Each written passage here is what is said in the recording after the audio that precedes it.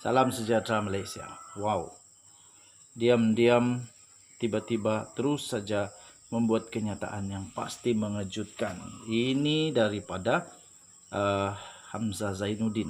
Pasti akan menggegar ramai sekali rakyat Malaysia. 8 November 2022. Sinar harian. Berapa ramai pun terlibat, kita tangkap dan buang kerja, kata Hamzah Zainuddin. Hui, apa yang terjadi ni? Kementerian Dalam Negeri tidak akan membiarkan mana-mana pegawai dan anggota yang terlibat dalam jenayah sindiket berada lama dalam sesebuah jabatan dan agensi.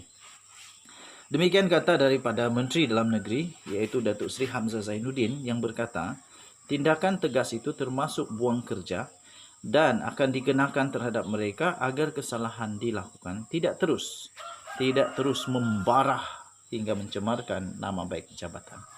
Katanya memang kadang-kadang sampai menjadi kanser. Dalam sesebuah agensi, sekiranya kumpulan berkenaan terlampau banyak sehingga menyebabkan agensi itu bermasalah. Katanya jadi tindakan sewajarnya perlu diambil. Jika perlu mengambil tindakan seperti membuang mereka, itu akan dilakukan selepas siasatan terperinci dilakukan, katanya. Ini memang satu perkara yang sepatutnya sudah lama dibuat, bukan baru pilihan raya, baru nak umum. Sepatutnya sudah lama dibuat. Siapa saja yang ada masalah, terlibat dengan salah guna kuasa, dengan sindiket ke apakah, kasih tindakan undang-undang. Kasih tindakan undang-undang. Jangan sampai itu sudah membara, mau dekat-dekat pilihan raya, baru ada suara begini. Katanya tidak kiralah berapa ramai sekalipun kita akan tangkap dan gantikan dengan pegawai-pegawai baru. Jangan risau kalau kita tangkap ramai. Ini bermakna kita selesaikan masalah-masalah yang busuk ini, katanya, kepada pemberita pada Selasa. Beliau berkata demikian ketika beliau mengulas penglibatan daripada pegawai-pegawai Jabatan Immigration Malaysia, daripada Jabatan Immigration Malaysia yang didakwa dipercayai mendalangi sindiket penyeludupan pendatang tanpa izin ke negara ini. Ini betul-betul perlu dibentras. Nanti sedar-sedar negara Malaysia, rakyat asalnya sedikit, pendatangnya banyak. Bikin apa kaya, tapi kekayaan itu daripada hasil wang yang tak betul, itu salah. Media sebelum ini melaporkan seramai 14 individu terdiri daripada 2 transporter warga tempatan dan 12 migran warga Indonesia telah ditahan di Kompleks Custom Immigration dan Kuarantin CIQ bangunan Sultan Iskandar BSI di Johor Bahru. Jabatan Immigration Johor kini giat memburu pegawainya yang dipercayai telah mendalangi kegiatan tersebut. Hamzah Zainuddin yang merupakan adalah penyandang kerusi Parlimen Larut ditemui dalam Majlis Ramah Mesra Calon Parlimen dan Dewan Undangan Negeri Dun Larut di Dewan Majlis Daerah Selamat di Sungai Bayor di sini. Oke, so kamu boleh komen, kamu setujukah kalau mereka ditangkap dan dibuang daripada kerja? Saya pikir sebelum mereka kerja dulu, mereka sudah pergi buat aku janji, waktu interview sudah diberitahu, ada lagi psikometrik dan sebagainya. Jadi sudah jadi pegawai, sudah terdesak, sanggup buat apa saja. Yang menjadi mangsa negara Malaysia, yang menjadi mangsa adalah kedaulatan negara kita sendiri. So jangan main-main dengan kedaulatan Malaysia. Sesuatu perlu dilakukan sebelum menjadi lebih teruk dan menjadi parah. Oke, so tinggalkan komen kamu. Denyut Nadi, Suara Rakyat, terus bergema di channel ini. Bye-bye. Salam sejahtera Malaysia. Selamat pagi tuan-tuan dan puan yang dihormati sekalian. Terkini ini tuan-tuan dan puan, akhirnya tersebut jugalah, bergegar jugalah nama Tun Mahathir di media sosial. Selama ini yang selalu disebut nama Zahid, nama Ismail Sabri, Tomat Hasan, Rafizi, Anwar, siapa lagi?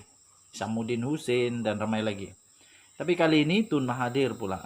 Giliran Tun Mahathir kena jawab. SPRM digesa untuk siasat dakwaan Tun Mahathir. Apa yang Tun Mahathir dakwa ni? Timbalan Presiden Bersatu, yaitu Datuk Seri Ahmad Faizal Azumu, menggesa supaya Suruhanjaya Pencegahan Rasuah Malaysia atau dikenali sebagai SPRM untuk mempercepatkan siasatan terhadap dakwaan daripada Tun Dr. Mahathir Mohamad, iaitu bekas Perdana Menteri Malaysia.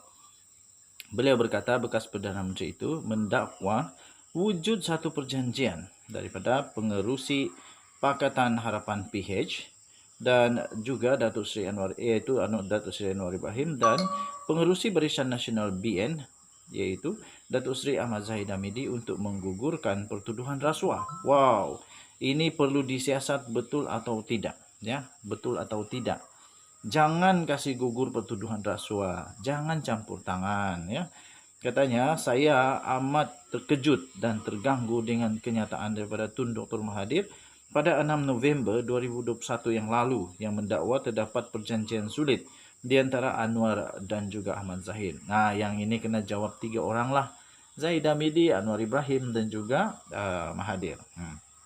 Perjanjian tersebut didakwa bahawa terdapat persetujuan untuk menggugurkan tuduhan rasuah terhadap Ahmad Zahid Hamidi sekiranya Anwar dilantik sebagai Perdana Menteri. Betul atau tidak ini Anwar kena jawab. SPRM sila siasat. Kalau memang betul, kena siasat.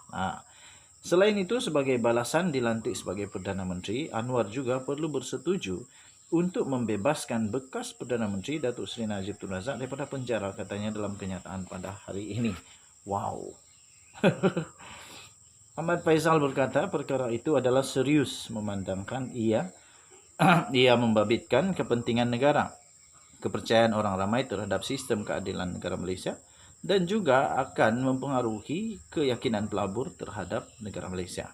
Pada masa yang sama, katanya, ia juga membabitkan masa depan negara, sama ada mematuhi kedaulatan undang-undang atau kedaulatan politik. Katanya, rakyat Malaysia seharusnya berhak mengetahui kebenaran, terutamanya kerana Anwar adalah calon Perdana Menteri bagi Pakatan Harapan.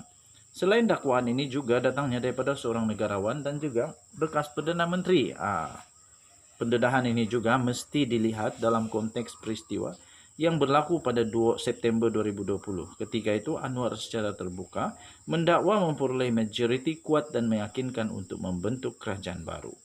Walaupun didesak pada ketika itu, Anwar enggan untuk menyatakan dari mana beliau mendapat bilangan sokongan ahli parlimen untuk membentuk kerajaan, katanya. Beliau berkata, ketika itu juga jelas bahawa jumlah sokongan hanya boleh diperolehi daripada Ahmad Zahid Hamidi dan UMNO. Namun, katanya, hampir 2 tahun kemudian, iaitu pada April 2022, Anwar terlambat mendakwa bahawa beliau tidak dapat membentuk kerajaan pada September 2020 adalah kerana enggan bersetuju untuk memberi jaminan membebaskan mereka yang terbabit dalam tuduhan rasuah. Katanya, jika penjelasan terlewat ini benar, kenapa Anwar mengambil masa hampir 2 tahun untuk berkata demikian? Mengapa beliau tidak mendedahkan perkara ini pada tahun 2020? Oleh itu, penjelasannya pada tahun 2022 adalah tidak meyakinkan. Tambahnya lagi, maka peristiwa yang berlaku pada September 2020 ini pastinya menjadikan pendedahan Tun Dr. Mahathir pada 6 November 2022 sebagai satu perkara yang membimbangkan semua rakyat Malaysia, katanya. Ahmad Faisal berkata, jika benar perjanjian sedemikian sudah dibuat, ia akan menjadi perjanjian untuk melakukan salah guna kuasa secara terang-terangan sekaligus melanggar Akta SPRM. Justru, katanya, saya menggesa SPRM untuk menyegerakan siasatan terhadap dakwaan oleh Tun Dr. Mahathir Mohamad ini, katanya. Memandangkan ia membabitkan kepentingan awam, maka sepatutnya juga hasil siasatan didedahkan kepada umum. Okey, so itu saja. Denyut nadi suara rakyat bergema di channel ini. Bye-bye.